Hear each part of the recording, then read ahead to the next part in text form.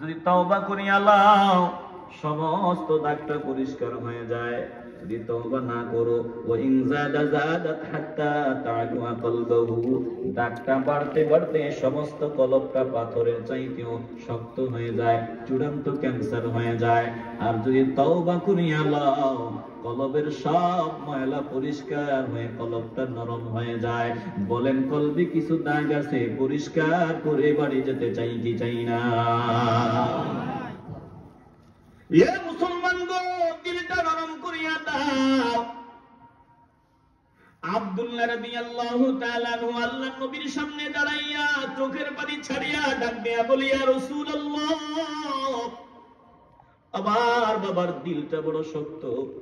আমার বাবার ব্যাপারে আপনি জানেন, সুরতে মুসলমান, বাস্তবে বেঈমানদের দালাল।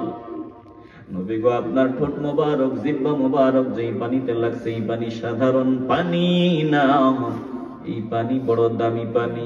আমার দিলের বিশ্বাস, এই পানি যদি আমার বাবার দিলের ভিতরে পৌঁছানো যায়, পান করানো যায়, আপনার ঠোঁট মোবারক লেগেছে, এই পানির উসিলায় আমার বাবার দিলটা পরিষ্কার হবে।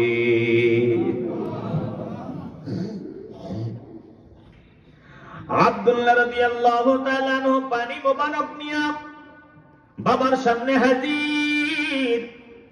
এবার বাবার হাতে পানিটা দিলেন, বললেন, বাবা নাও নাও নাও, পানিটা পান করো। এবার আব্দুল্লাহ ইবনে উবাই ইবনে সালুল পানিটা হাতে নিল, মুখের কাছাকাছি নিল, পান করবে।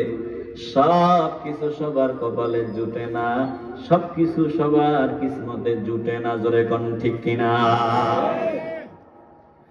মুখের কাছে নিল, পান করবে, ঠিক এই মুহূর্তে হঠাৎ ডাক দিয়ে বলে, রে আব্দুল্লাহ, ব্যাপারটা বুঝলাম না, কোনো কারণ আছে?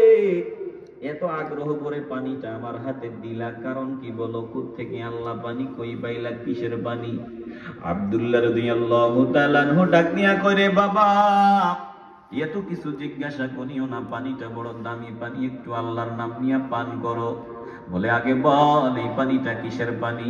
বলে, এই পানি সাধারণ পানি না, এই পানি দুনিয়ার শ্রেষ্ঠ পানি, জান্নাতের পানির চাইতেও দামি পানি। কারণ এই পানিতে আমার রাহমাতুল লিল আলামিনের ঠোঁট মোবারক লেগেছে। জোরে কোন আল্লাহু আকবার। যেই মাত্র বলল আমার নবীর ঠোঁট মোবারক লেগেছে এমন পানি,